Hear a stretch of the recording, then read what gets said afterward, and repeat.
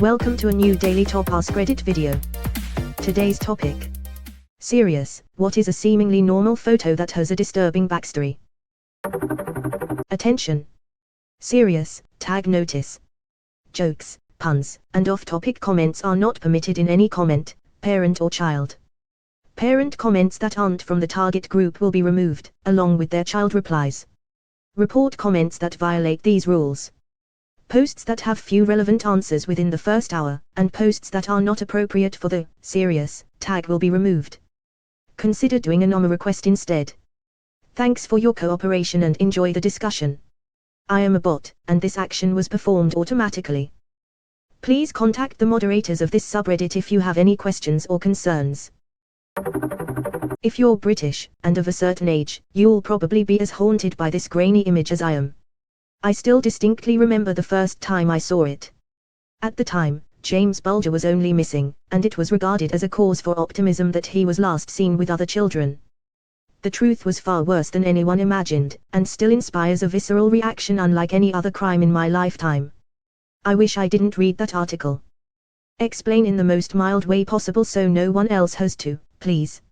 I grew up in the islands and still know exactly what photo you're referring to without clicking either link. Horrid and tragic story indeed. I'm from the US and I knew what the photo was before clicking it. This story is absolutely horrible, and that's understating it. That photo breaks my heart and enrages me simultaneously. The things that happened to poor child. Yep, could have done without reading that Wikipedia article for the rest of my life. Edit, I hate that I commented on this because now I keep getting replied to and it brings the story into my head again. Still one of the worst cases I've ever heard of. It's especially haunting if you lived in / grew up around the area, no matter if you were born before or after the incident. Even though I was the latter, it was still jarring going to that shopping center for a while after I first heard of the case, knowing what had happened there. When people ask me what was the first news report you heard that you remember or always stuck with you, for me it was this case. I was 12 and I couldn't wrap my head around two children almost my own age doing something so monstrous.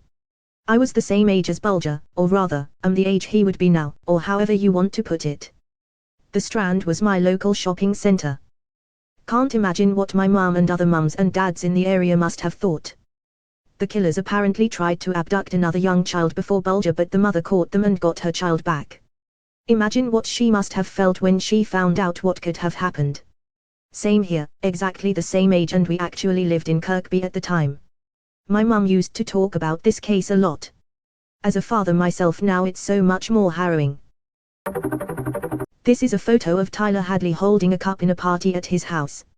Just before this party he had murdered his mother and father and hid their bodies in the master bedroom. Murder of Blake and Mary Jo Hadley. Tyler Hadley's killer party. Oh my word, I just read that this photo was taken after he had told his best friend, the other person in the photo, what had happened, and showed him the room. His friend took it because he thought he might not see him again. That is fucked. From the story, his friend turned him into the police an hour later, so I wonder if it's more trying to keep appearances before he turned him in. The boy holding the free hug sign that went viral for hugging a cop. Ultimately he was being used by his abusive adoptive mother for online social clout, and eventually she murdered their whole family by driving their car off of a cliff. Edit, I understand that this link treats his mothers rather lightly, as several commenters have pointed out. The Broken Hearts podcast is an excellent deep dive into this horrible tragedy. This story makes me so angry and sad every time I hear about it. It came out after the murder that the boy and his siblings tried to reach out to neighbors about what was happening to them, and the moms convinced the neighbors that everything was fine. I'm so sad that these poor kids were failed by everyone who was supposed to protect them. The Oregon neighbors did report them though. That's what led to both of the moms ignoring social services when they knocked on the door, and it's what set the parents over the edge to drive the car off a cliff. It's not the neighbors' fault, but these children were very close to being removed from this home. The other neighbors, in other states, were more mind my own business about it, and whenever the family was close to being investigated, they would move to another state to avoid social services.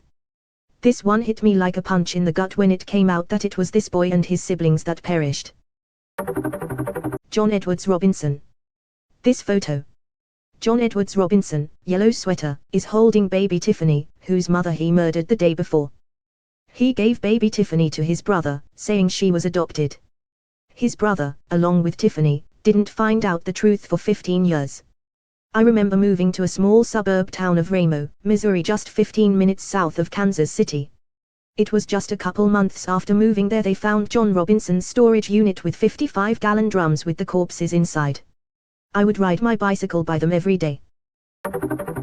This photo creeps me out. John Lennon signed an autograph for his killer, Mark Chapman, just a few hours before the murder and then asked him, "Is that all?" Chapman even had a gun on him at the time. That story is so bananas. After Chapman came back and killed him, he laid down next to his copy of Catcher in the Rye, fully expecting to be absorbed into the book. After he was arrested and the cops were asking him why he killed Lennon, he basically said, "I don't know." Edit, a few edits to what I said. He may have not laid down by his book, but he did expect to essentially become Holden Caulfield and would end up in the Catcher in the Rye. Also, he said he killed Lennon for a variety of reasons. He was Christian and Lennon said the Beatles were bigger than Jesus and imagine there's no heaven, thought he was a phony, wanted to become famous by killing someone famous, wanted to save the children by eliminating a bad influence, etc. But when he was arrested and sitting in the cop car, he was kind of in shock that the whole thing didn't go down as he expected and couldn't answer the question of why, as everyone was freaking out, and even said he was a Beatles fan afterwards. He was extremely mentally ill and constantly hallucinated tiny people that he would rule over and that he put in charge of his budget. He was also doing a bunch of acid. One crazy motherfucker. The happy photo of the father and daughter taken moments before the OMAG car bombing. https://wiki.org/wiki/omag_bombing. So after looking into that photo, the father and daughter survived but the photographer did. How baffling it is they survived the explosion. I guess they walked away from the car just in time, otherwise I can't see how can you survive standing this close to explosion.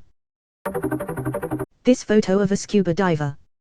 What you're seeing is a normal photo of a scuba diver, but in the background you can see another diver behind them booking it for the ocean floor, and on the right-hand side of the image, there's a prone figure, Tina Watson, about 100 feet underwater, unconscious or likely already dead. Tina was visiting Australia on her honeymoon with her new husband Gab Watson, also a diver, who convinced her to get certified despite Tina being very nervous and uncomfortable underwater. During an open ocean dive that was far too advanced for her limited experience, Tina experienced an equipment malfunction and drowned. Her husband Gab is, at best, an arrogant, incompetent, lying piece of shit who exaggerated his abilities as a certified rescue diver and was unable to save his wife when she began exhibiting signs of distress. At worst, he's a cold-blooded murderer who deliberately shut off her air supply until she passed out and then allowed her to drown. He gave 16 differing accounts of the incident, which occurred shortly after he requested that Tina make him her sole life insurance beneficiary. On the advice of her father, Tina didn't change her policy, but she told Gab that she had. After being charged with Tina's murder, Gab pleaded guilty to manslaughter and was sentenced to 4.5 years in prison. His sentence was suspended after only 18 months. He is now back in Alabama. Whatever you believe happened beneath the surface, the photograph is chilling. Wikipedia. Dateline coverage. Case file podcast episode. Edit, words, links. Jesus, that Wikipedia link. Husband stated he had an ear problem that prohibited him from going deeper to save her, and that there was nothing in his training as a rescue diver that included how to get someone in trouble to the surface. I've only been scuba diving a couple times so I'm fairly ignorant, but isn't getting someone in trouble to the surface a huge part of rescue diving? And when you have an ear condition that prohibits you from going deep underwater, wouldn't scuba diving end up pretty low on the list of activities? Edit, comment above was removed. It was the death/murder of Tina Watson. There is a pic you can Google that shows Tina's unconscious/dead body on the ocean floor, incidentally captured by another diver. Being a rescue diver means you're certified to rescue someone in trouble and get them to the surface. During my training I, female 135 pounds and 5'6", had to get my instructor who was pretending to be passed out, male like 195 pounds and 6'1", from 65 feet deep to the surface. That exercise is literally part of the training to get the rescue diver license. He killed her and got away with it. After being informed by Tina's family that flowers and gifts were repeatedly being vandalized or disappearing from her grave site, even when chained down, Police surveillance videos showed Watson removing them with bolt cutters and throwing them in trash cans. How could anybody think he's innocent? Edit because apparently this needs to be said per the dozen pedantic replies. I'm not saying that Gab Watson is undeniably guilty because of his behavior at the grave site. I'm just saying it's extremely bizarre and suspicious behavior to exhibit on top of the tons of evidence they already had against him. Yeah, this story gets me. He clearly did not care she died and likely killed her, but he got away with it.